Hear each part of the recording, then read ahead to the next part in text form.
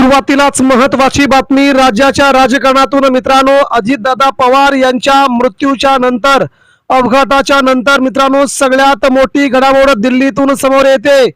राष्ट्रवादी काँग्रेस पार्टीच्या नेत्यांनी अखेर थेट नावं सांगितली। राष्ट्रवादी पार्टीच्या पक्षातील काही लोकांनीच दादाचा घातपात केलाय का?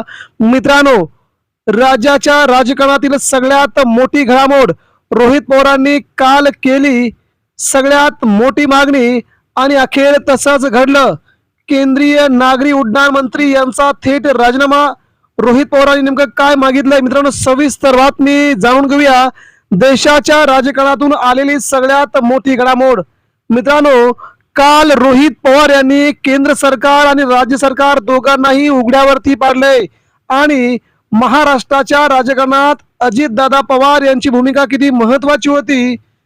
देशाचे पंतप्रधान नरेंद्र मोदी आणि गृहमंत्री अमित शहा यांच्या सगळ्यात जवळचे असणारे अजितदादा पवार यांचा मृत्यू हा घातपात झालाय, तर याची अतिशय मोठ्या स्तरावरती चौकशी व्हावी याची मागणी रोहित पवार यांनी केली असून राज्याचे उपमुख्यमंत्री अजित पवार यांच्या विमान अपघातातील मृत्यूबाबत संशय व्यक्त केला होता। त्यानंतर त्यांनी सखोल चौकशी मागणी केली आहे। पंतप्रधान नरेंद्र मोदी, गृहमंत्री अमित शहा आणि विरोधी पक्षनेते राहुल गांधी यांनी लक्ष घालावं। तसेच त्यांनी सगळ्यात मोठी मागणी केली होती नागरी उड्डाण मंत्री राम मोहन नायडू यांच्या राजीनाम्याची। थेट यांचा राजीनामा घ्या, त्यांच्यामुळेच चौकशी पुढे जात नाही असं थेट त्यांनी विचारलंय। अजित पवार यांचे पुतणे आणि आमदार रोहित पवार यांनी तर हा प्रश्न सातत्याने उचलून धरून असून अपघाताबाबत अनेक प्रश्न उपस्थित केलेत। या प्रकरणाची सखोल चौकशी करावी अशी मागणी त्यांनी केली। मुंबईतील पत्रकार परिषदेत रोहित पवारांनी ब्लॅक बॉक्स आणि इतर तांत्रिक त्रुटी माध्यमासमोर मांडल्या।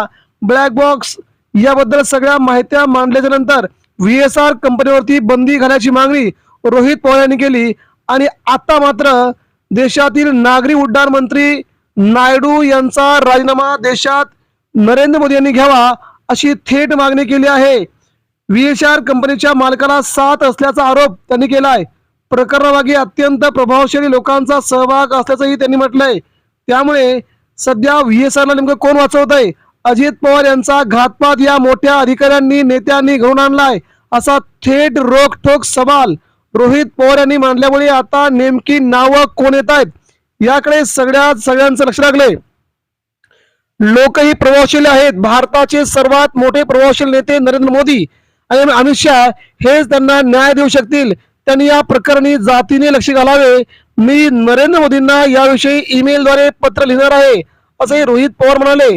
दरम्यान रोहित पवार यांनी चौकशीची मागणी केली आहे। त्यानंतर मित्रांनो, सगळ्यात मोठी अपडेट म्हणजे रुपाली ठोंबरे, अजित पवार गटाच्याच नेते असणारे रुपाली ठोंबरे यांनी महाराष्ट्राच्या राजकारणात सगळ्यात मोठी खळबळ उडवून दिली आहे। आमच्या सत्तेतीलच खालची लॉबी घातपाती प्रकरणात इन्व्हॉल्व असल्याची त्यांनी सगळ्यात मोठी अपडेट दिली आहे। रुपाली ठोंबरे यांनी सांगितले की आमच्या सत्तेतील खालची लॉबी अजितदादांच्या अचानक मृत्यूशी संबंधित घातपातात इन्व्हॉल्व दिसत आहे। त्यांनी स्पष्ट केले की या प्रकरणाचा तपास नीट होणं गरजेचं आहे। तसेच रोहित पवारांच्या तक्रारीकडे योग्य लक्ष दिलं जाणं आवश्यक आहे आणि रुपाली ठोंबरे यांनी अजितदादांच्या विमान अपघातामुळे झालेल्या मृत्यू प्रकरणी आपला मोठा संशय व्यक्त करत हा अपघात नव्हता तर हा घातपात होता, तो घातपात घडवून आणलाय, त्यामध्ये काही नेतेही सामील आहेत असं रुपाली ठोंबरे यांनी स्पष्टपणे आपलं मत मांडलंय। रोहित पवार यांनी विमान कंपनी असेल किंवा केंद्रातील काही नेते असतील यांना जबाबदार धरत केंद्रीय मंत्र्यांचा देखील राजीनामा मागितलाय। आता हा राजीनामा नरेंद्र मोदी, अमित शहा घेणार का याकडे महाराष्ट्राचं लक्ष लागलंय। परंतु अजितदादा पवार यांच्या मृत्यूचा गूढ उकलल्याशिवाय मी शांत बसणार नाही। महाराष्ट्र, दिल्ली तसेच देशाच्या जगाच्या कानाकोपऱ्यात जाऊन या प्रकरणी सखोल चौकशी मी करणार असं म्हणत रोहित पवारांनी थेट केंद्र सरकारला चॅलेंज दिलंय। अजितदादा पवार यांचा मृत्यू नेमका कसा झाला हे मला अवघ्या महाराष्ट्राला कळलं पाहिजे, समजलं पाहिजे असं त्यांनी थेट म्हटलंय। त्यामुळे आता या प्रकरणाला वेगळंच वळण मिळतंय। नेमके कोणते आहेत ते नेते, कोण आहेत अधिकारी आणि केंद्रीय मंत्र्यांचा काय यामध्ये समावेश, या सगळ्या बाबी रोहित पवार अजून एक पत्रकार परिषद घेऊन या सगळ्यांचा उलगडा करणार आहेत.